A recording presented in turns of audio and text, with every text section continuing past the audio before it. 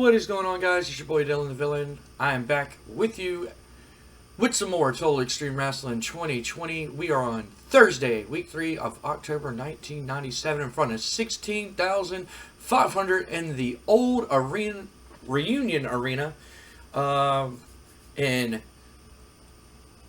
Dallas, Texas. It was the old WCCW arena. They had a lot of big shows there back in the heyday and the territory day. But enough about that. We are not playing as WCCW. We are playing as the World Wrestling Federation in 1997. It is time for some SmackDown. In an abysmal pre-show match, the Headbangers defeat the Godwins in 7:57 when Thrasher pinned Phineas O'Godwin with a stage dive. I let the game book the winner, and they booked the Headbangers to win. Mosh and Thrasher have the Tag Team Specialist bonus. Henry O'Godwin and Phineas O'Godwin have the Tag Team Specialist bonus. And announcing in color commentary gave the match a boost. The match got a 46. Thrasher with a 38. Mosh with a 36. Phineas O'Godwin with a 45. And Henry O'Godwin with a 46. Both these teams can really use some time in the developmental territory. But we are kind of lacking on some tag teams. So hopefully their exposure can start getting them a little bit more pop here. But we are going to move on to the pre-show main event, which is Steve Mother Blackman taking on Rick Steiner. And he wins by submission in almost 8 minutes in 7:59. The match got a 52. Steve Mother Blackman wins.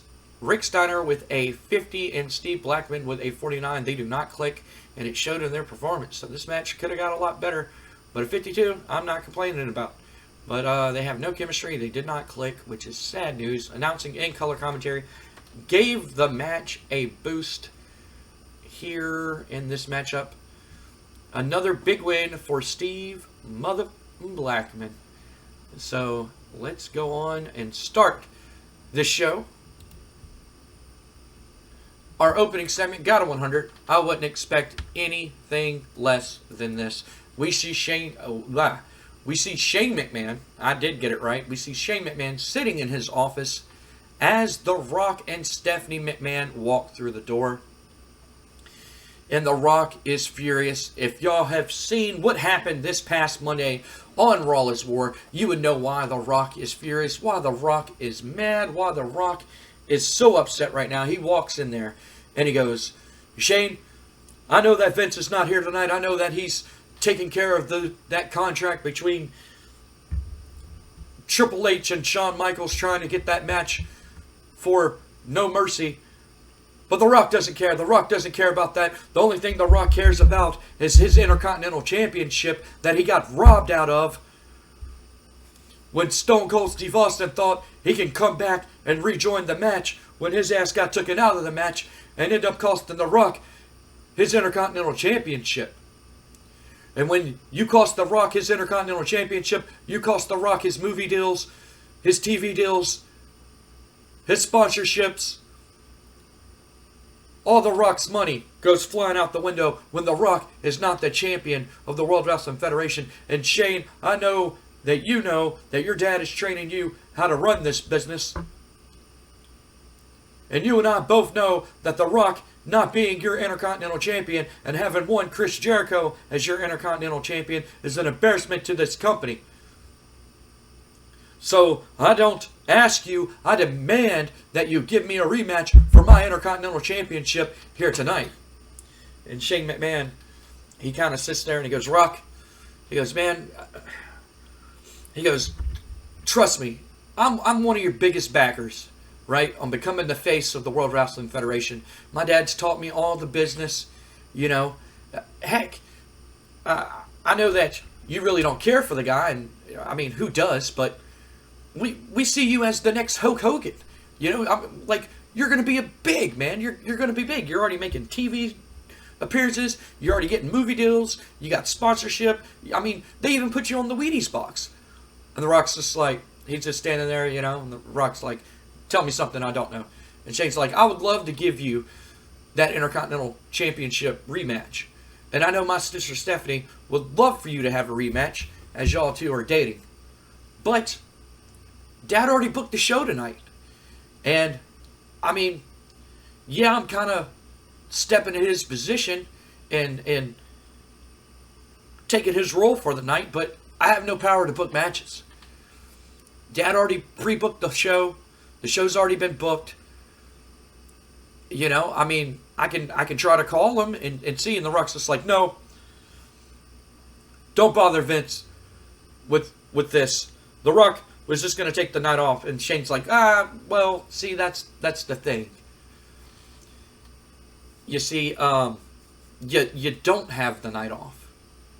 You are booked in a match, and The Rock's just like, what? And Shane's just like, well, you do say this is your show. I mean, Dad made SmackDown to promote and hype you. I mean, this is your show. And The Rock's just like, so I am getting a rematch between Jericho. And he's just like, that's the thing. Jericho's not here tonight. You see, Jericho said something about, since this is The Rock show, that he's going to appear on the Jericho show, which is Raw. He's saying that that's his show. You know, you want to have SmackDown as your show. Jericho's saying that Raw is his show. Or something. I don't know. I didn't hear the whole conversation on the phone. The Rock's like, okay, so who's my opponent tonight? And Shane's just like, well, that's the thing. You have 2 opponents tonight. And The Rock kind of stands there and he's like, what? 2 opponents? You're going to book the Rock against 2 people on The Rock show? And Shane's just like, well, calm down.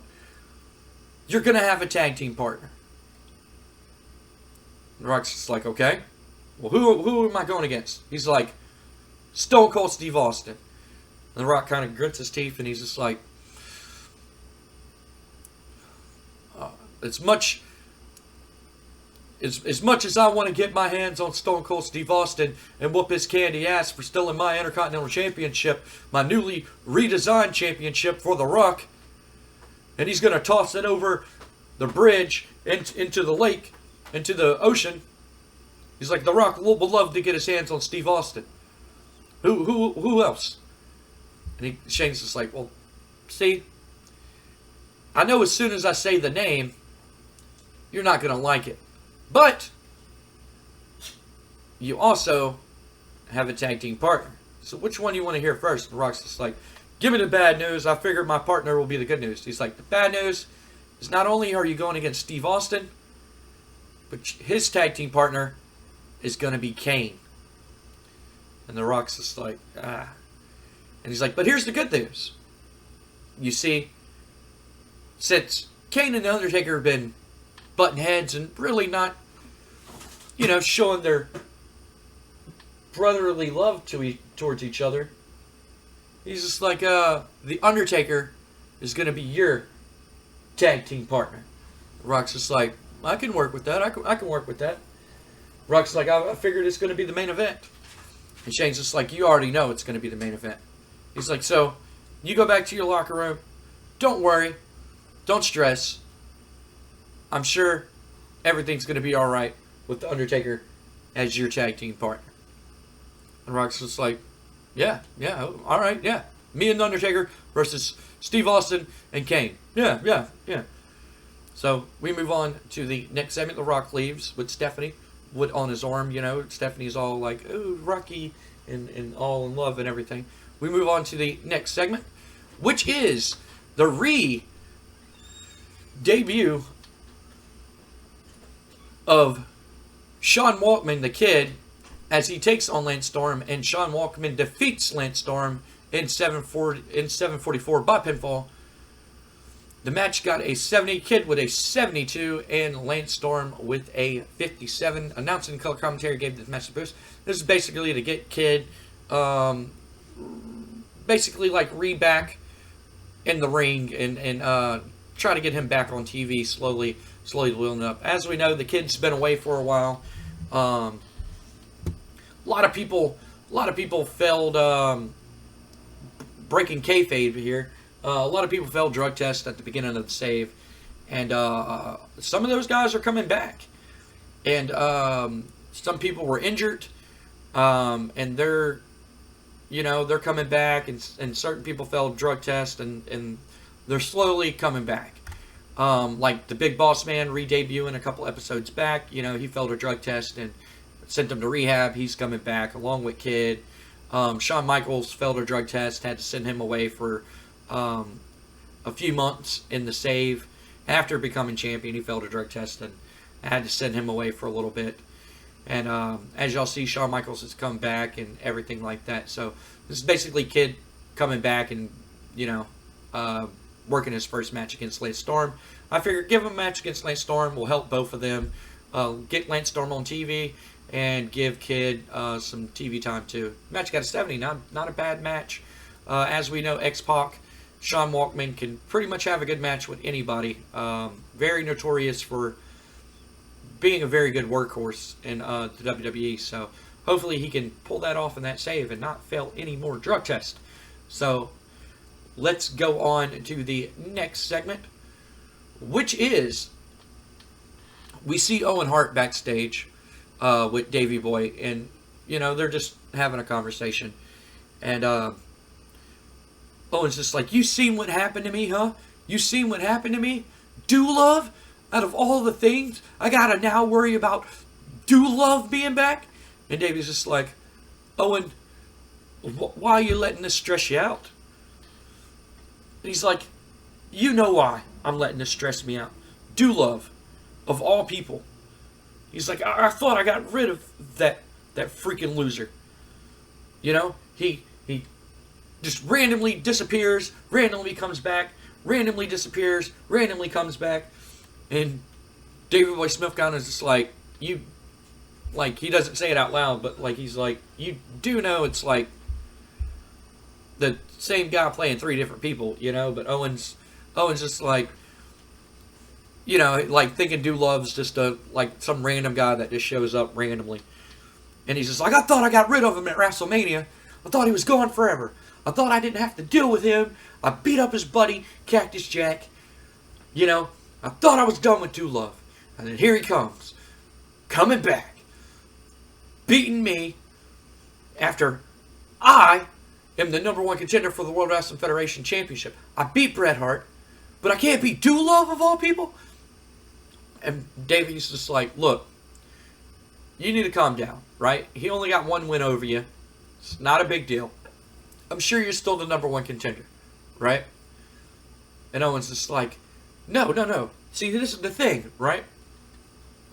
After he beat me, he gets to enter a European Championship match. And I made damn sure he didn't do that. He goes, you know what? I'm sick of Love, and I'm sick of all this crap. He's like, I'm sick of Bret pushing me around, telling me what to do. I'm sick of you pushing me around, telling me what to do. And he's like, enough is enough. And it's time for me to go out on my own. It's time for a change.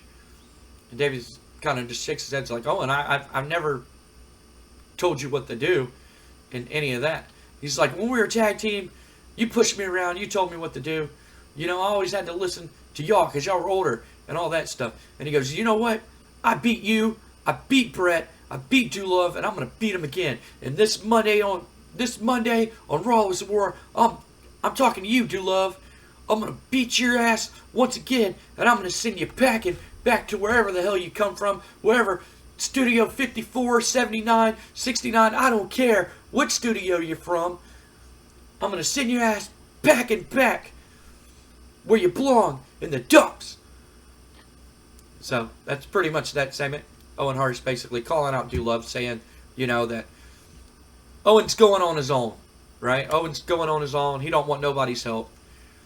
He's tired of having to beat the same people over and over and over. He's ready for his World Wrestling Federation World Heavyweight title shot. He believes he is the number one contender. He beat Bret Hart. He believes that he is the number one contender. No matter what anybody else says, he beat Bret Hart, the true number one contender, and he deserves his title shot. This segment got a 100. We move on to the next segment. And he challenges Love to a match on Raw is War. We move on to the next segment of the night, which is, we see Vince McMahon, and it was like earlier this week, We see Vince McMahon in his office on the phone, and he appears to be talking to somebody. It appears that he's talking to Scott Hall and Kevin Nash's agent. And he's just like, well, we thought it over. And as much as it pains me to say this, I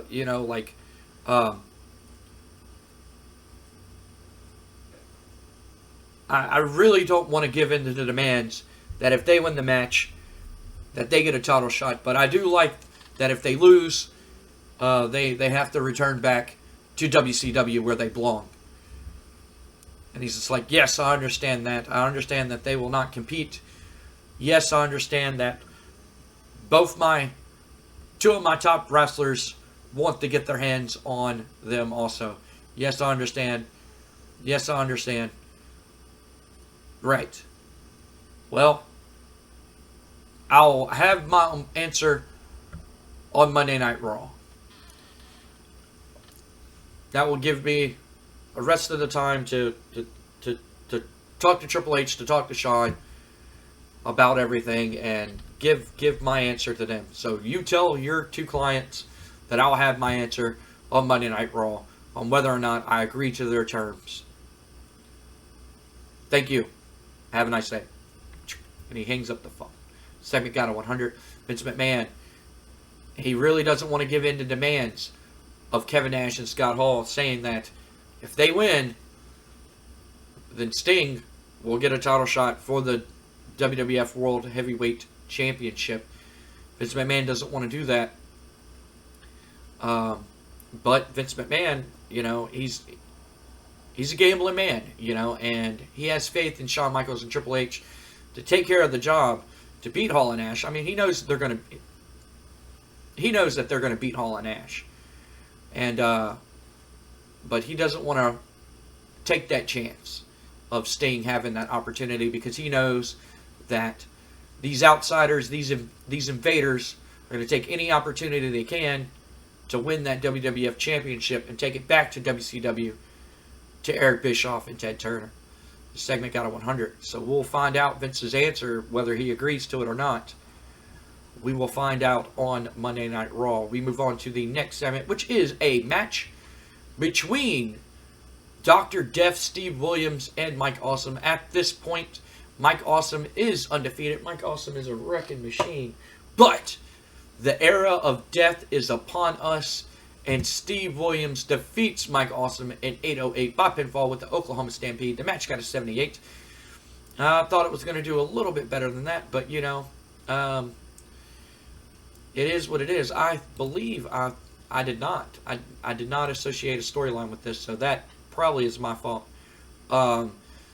Steve Williams with a 79, almost 80, and Mike Awesome with a 67. National Color Commentary gave the match a boost. Steve Williams benefited from having a hot new move along with Mike Awesome. We move on to the next segment, which is Dutch Mantel, 57.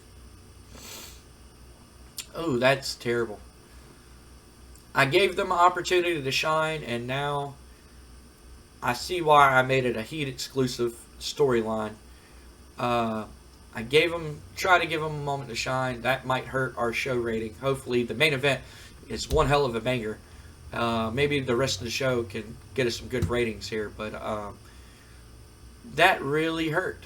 That really hurt. I really don't like anything below a 60 on the main show. Just depends on who's in it, but I try to have at least high 50s to low 60s as the bottom ranking for a show. But Dutch Mantel cuts a promo with Steve Williams in the ring on Ken Shamrock. Basically, Ken Shamrock keeps saying that he's the baddest man in the locker room. That in a real fight, in a real competition, Ken Shamrock will beat any man that he gets in the ring with.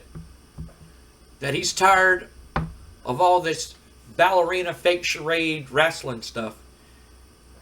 And he's ready for the real deal. That's why he's going on to the UFC. He wants some real competition. He's going to win the UFC championship and show that he is what he says he is. And that is the baddest man on the planet. The world's most dangerous man. But he's not. Because Dr. Death Steve Williams is everything that he says he is. He is death himself. Dr. Death Steve Williams will bring death, destruction, and mayhem. Dr. Death Steve Williams rides a pale horse for a reason. Because he is death. And Ken Shamrock thinks he's the baddest man, that he's tough. Well, nobody's tougher than death. Because everybody's going to have to face death one day. And nobody beats death.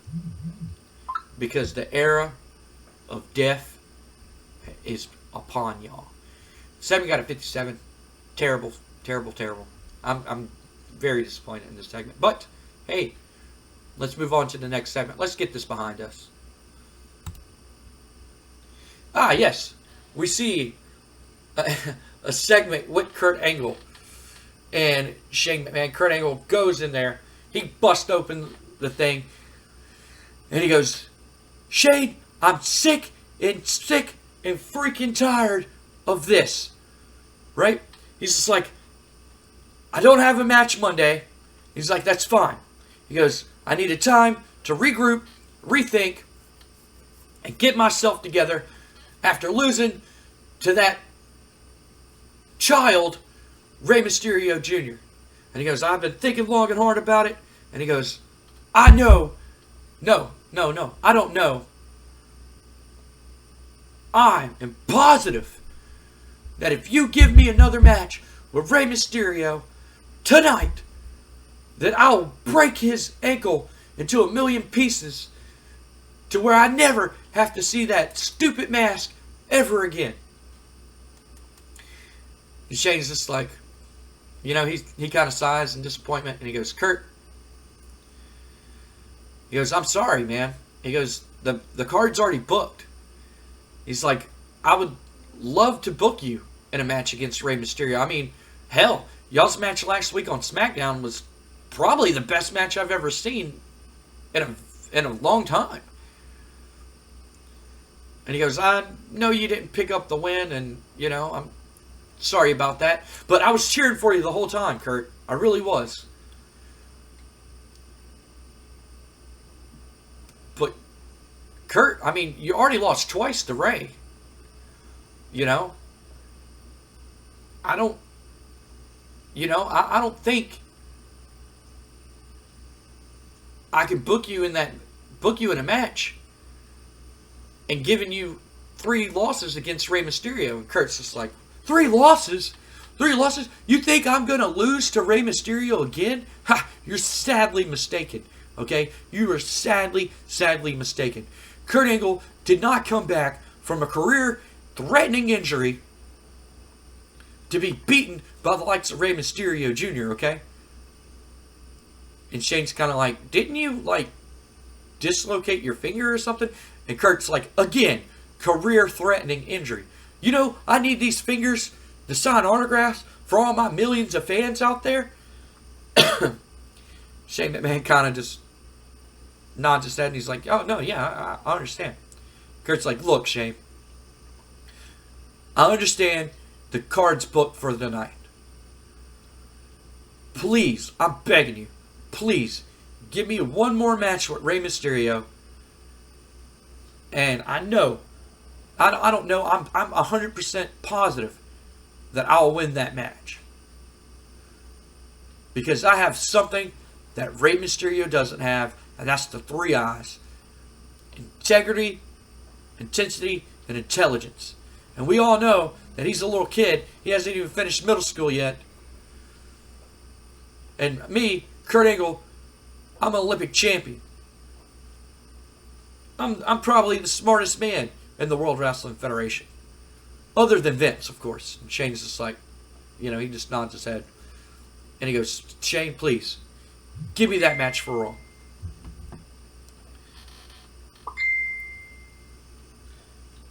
He's like, Shane, please, give me that match for Raw.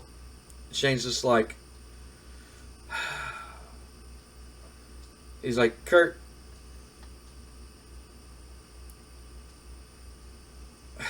he's like, I'll give you one better. He goes, why not y'all have a match at No Mercy? Kurt's just like, a match at No Mercy, huh? On the pay-per-view. Shane's just like, yeah, at the pay-per-view. He's like, I'll put it in Dad's booking memos and make it believe that he booked the match himself. Kurt's like, all right. Yeah, thanks, Shane. He's like, look. He's like, I know that me and your dad really don't see eye to eye when it comes to things, but me and you, I think we're going to be best friends. Shane's just like, yeah. Well, he's like, I'll find Ray. I'll let Ray know that you are having a match at No Mercy. But until the meantime, Kurt, why don't you train for your match? And Kurt's just like, yeah, okay, yeah. And Shane goes, better yet, the best way to train for your match is, you want Rey Mysterio, right? Kurt's like, yeah, more than anything. He goes, I'll tell you what, on Monday Night Raw, he goes, I'm going to book you all in a tag team match. He goes, you find a partner of your choice, Rey Mysterio will find a partner of his choice. And whoever y'all find as y'all's tag team partners is whoever y'all find. And Kurt kind of goes, all right, yeah, tag team match, pick her own partner. He's like, I got the perfect partner in mind. And Kurt just kind of turns around and storms out, you know. And Shane's just like, yeah, mystery tag team partner of their choice. He's like, I'm a booking genius. Segment got 100. We move on to the next segment. So, on Monday Night Raw, we are going to see Kurt Angle versus Rey Mysterio in a tag team match, and they get to pick their partners. So, let's tune in on Monday to find out on that one. We're going to move on to the next segment of the night, which is Raven defending the Hardcore Championship against none other than Bob Holly. Not Hardcore yet, but Bob Holly. And Raven defeats Bob Harley in a hardcore match in 7:47 by pinfall with an even flow DDT. Raven makes defense number 1 of the WWF Hardcore Championship. As we know, Raven ECW has been bought out by the WWF, the World Wrestling Federation. So Raven is now a contracted World Wrestling Federation superstar, as much to his displeasure. He basically came here when ECW and WWF had a working agreement and won the Hardcore Championship, and he said he was going to put a death to Hardcore, that he's the best Hardcore wrestler. Without Raven leaving ECW is what put a nail in ECW. He's like, yeah, ECW's still around. They're developmental for the WWF, right? But ECW's dead because Raven saw it as a sinking ship. Raven left. He came to the WWF and said he's the best hardcore wrestler. And hardcore wrestling's barbaric and stupid. After he beats Bob Holly, he takes a mic. And he stands in the ring and he goes, you know, I usually don't cut a promo after a match unless I have something really important to say, because you fans don't deserve to hear me speak live. He goes, for months now, I've been screaming and shouting. Not screaming and shouting, but I've been saying that how hardcore wrestling is the stupidest thing in the world. That all you fans who chant ECW, who cheer for ECW, who chant for ECW and who cheer for ECW are cheering for 3 letters that are dead. ECW died when I left. When I took their world title and threw it on the ground as a meaningless, stupid, pathetic prop. And then what happens?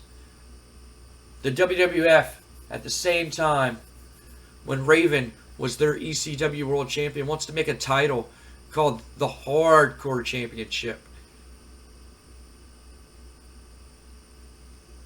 To where you can win it any way, anytime, anywhere.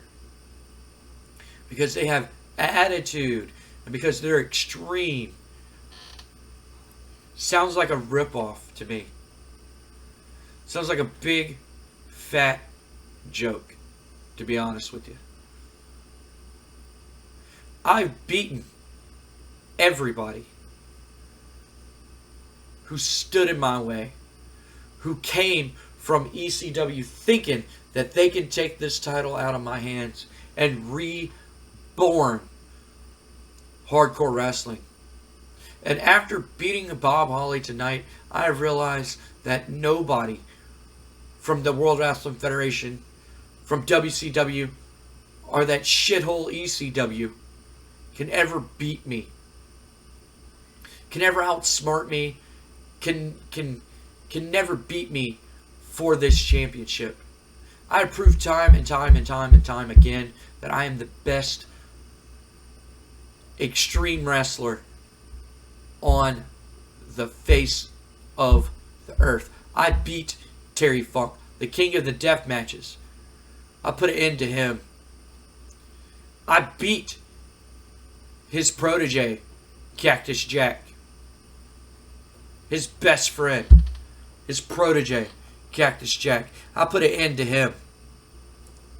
I beat my long-term rival, Tommy Dreamer, who would never be in the World Wrestling Federation if it wasn't for Vince McMahon buying your dying little bingo hall company and taking pity on him.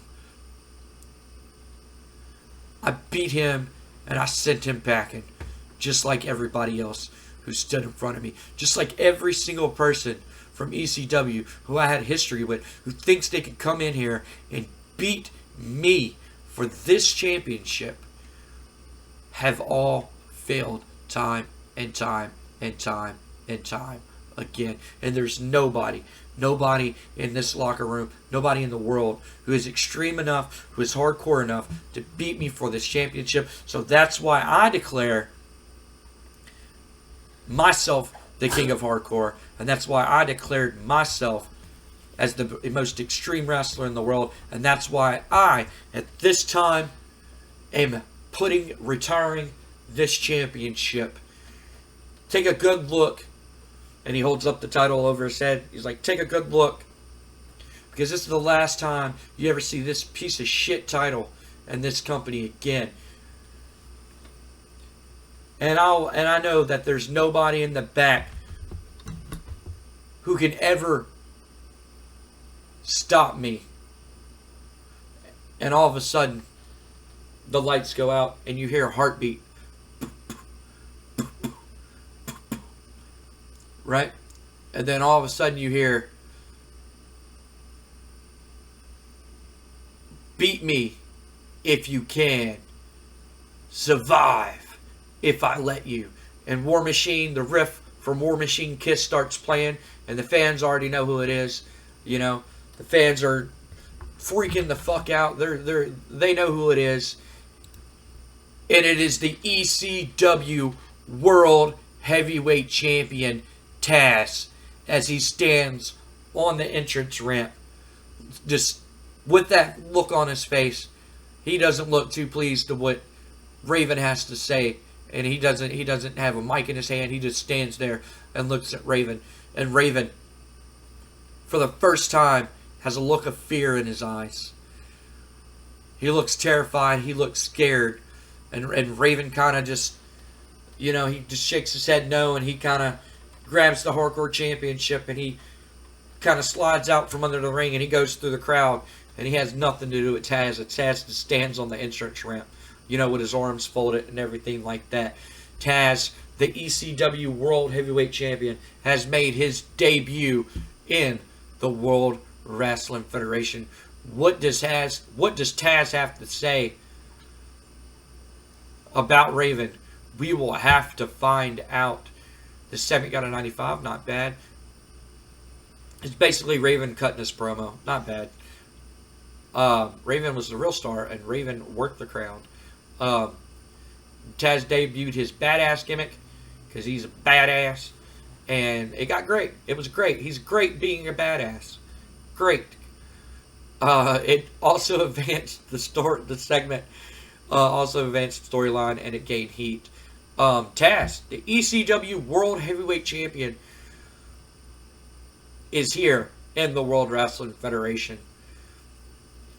I guess he got tired of Raven running his mouth. We are going to have to find out on Monday Night Raw or Sunday Night Heat. We don't know. We will have to find out as we go to commercial and we come back to a promo from Jim Cornette. I'm feeling a lot better, so I think I can pull this off. And behind Jim Cornette is Rob Van Dam. Like always, his client, Rob Van Dam, and Jim Cornette goes, well, ain't this just a kick in the mouth? You see,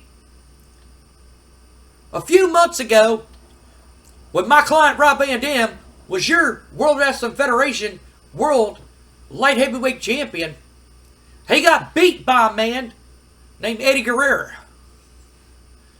Now, no disrespect to Eddie Guerrero, I think he's one of the best athletes in the world of wrestling today. I mean, if he can beat my client Rob Van Dam, which I still say is a fluke, for that light heavyweight championship, then he must be somewhat a good wrestler. But you know who isn't a good wrestler? Is that idiotic Sabu. That man who thinks he's homicidal, genocidal, suicidal. Sabu. A man who has personal history with my client Rob Van Dam. A man who came from ECW after that buyout to the main roster because somebody in talent relations, not going to point any names, thought he would be a good hand on the main roster to bring some excitement to the roster. And what does he do? The first thing he does is get jealous, get envious of his old friend, his old partner, who left the decrepit bingo hall trash to make more money. He should be happy that his friend is making more money and getting paid big bucks in the main event spotlight, winning championships, but instead he got jealous. He got jealous just like everybody else of Rob Van Dam, because they know that Rob Van Dam is Mr. Monday Night. They know that Rob Van Dam is Mr. Thursday Night. Rob Van Dam is Mr. Saturday Night, Friday Night, and Sunday Night, Tuesday, Wednesday. It doesn't matter what day of the week Rob Van Dam wrestles. Rob Van Dam is the whole fucking show, and everybody in the back knows it. That my client Rob Van Dam is the best wrestler in this company. And nobody can hold a candle to him. But tonight, we got to team up with the man that Rob Van Dam wants to get his hands on more than anything, and that's Eddie Guerrero. We haven't forgot about you, buddy. We haven't forgot about you, buddy. And you have something that we want, and that's the World Wrestling Federation Light Heavyweight Championship. And then you got some masked guy who thinks he's some type of ultimate dragon or something or whatever the hell he is. Well, let me tell you something. You're just a joke. So up next, we're going to be teaming up with Eddie Guerrero, taking on that stupid ass Sabu and a stupid ass who thinks he's some type of dragon. And I tell you what, we're going to prove why come this Sunday at No Mercy, while my client, Rob Van Dam, deserves to be the #1 contender for that World Wrestling Federation Light Heavyweight Championship. And Ultimo Dragon, when Eddie Guerrero beats you for that in y'all's match and takes your mask away, you're going to be running back to Japan where you belong, buddy. Never to be seen again. While my client Rob Van Dam takes care of his former friend and sends him ass packing back to them bingo halls where he belongs. The segment got a 95. Jim Cornette camp advances, gains some heat, blah, blah, blah, blah, blah. catchphrase, color commentary, you know all the good stuff. We move on to the next segment, which is that tag team match.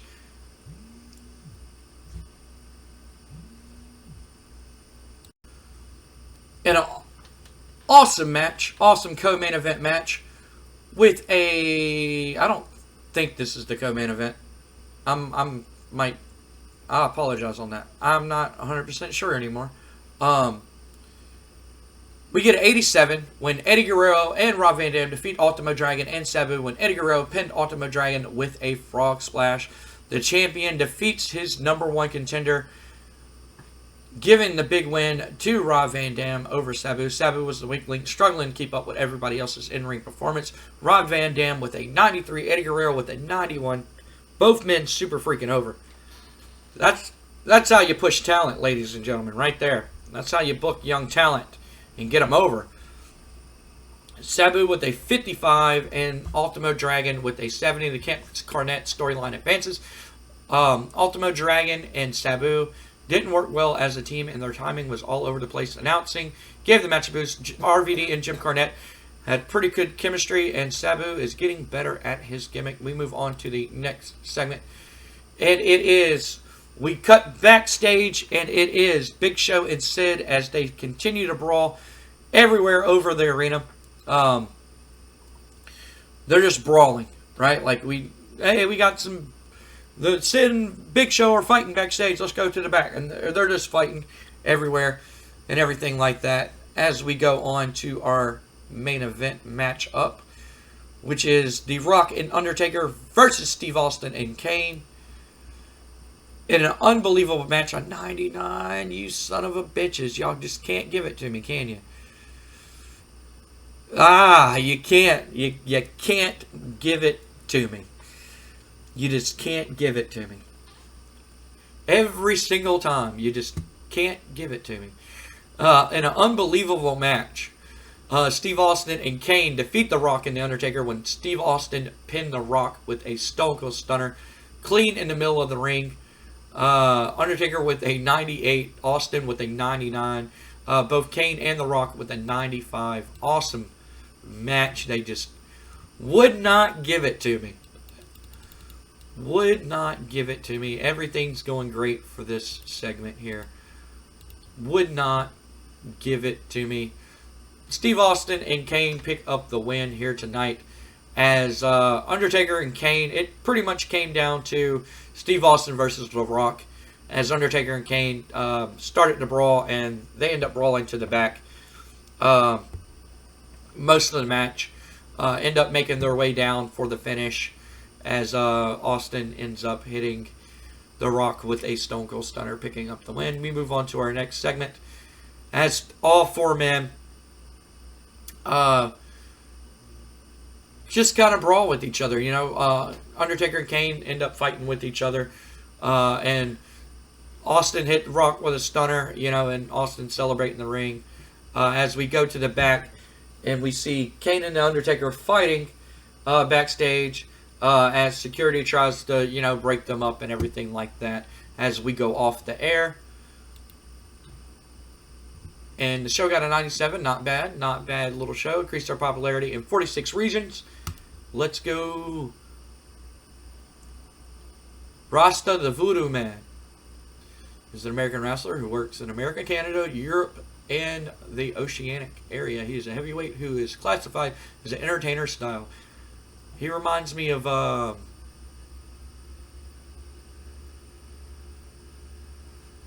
Papa Shango a little bit, which I always loved that character, Papa Shango. I thought it was a real cool character.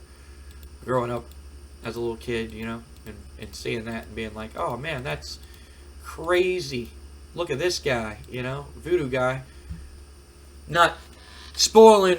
I'm pretty sure y'all figured out where I grew up, where I was born and raised, and everything like that. But voodoo is a big part of the culture where I grew up, and you know, that kind of gimmick and stuff like that. I always thought it was cool. Let's check out WCW Worldwide.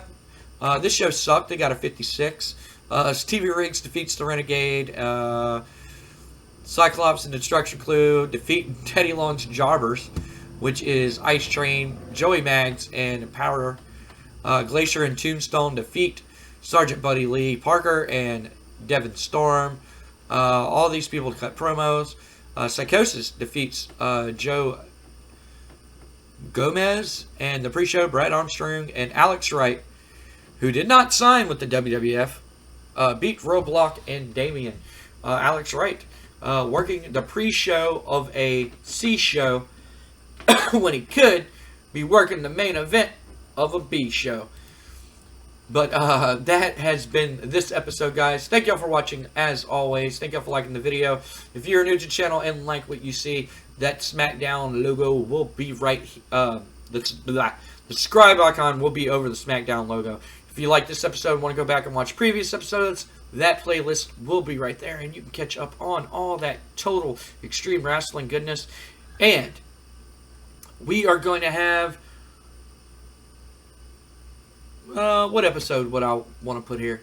We're going to have the previous episode of Monday Night Raw right here in this general area right here. My name is Dylan Villa, and like we always say here at Pro Am Gaming, if you can't play with each other, do what I do right now and play with yourself. I will see y'all on Monday Night Raw, which we have 2 big matches already announced for Monday Night Raw. We have Owen Hart taking on Dude Love, and Kurt Angle taking on Rey Mysterio in a tag team match where they get to pick their partner. They must find their own partner.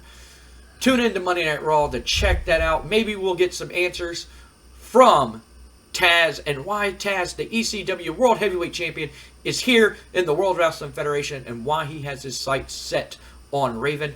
We will find out that and much more on Monday Night Raw. Tune in, guys. My name is Dylan Villain, and like we always say here at Pro Am Gaming, if you can't play with each other, do what I do and do what I'm doing right now and play with yourself. We'll see y'all on the next episode. Goodbye.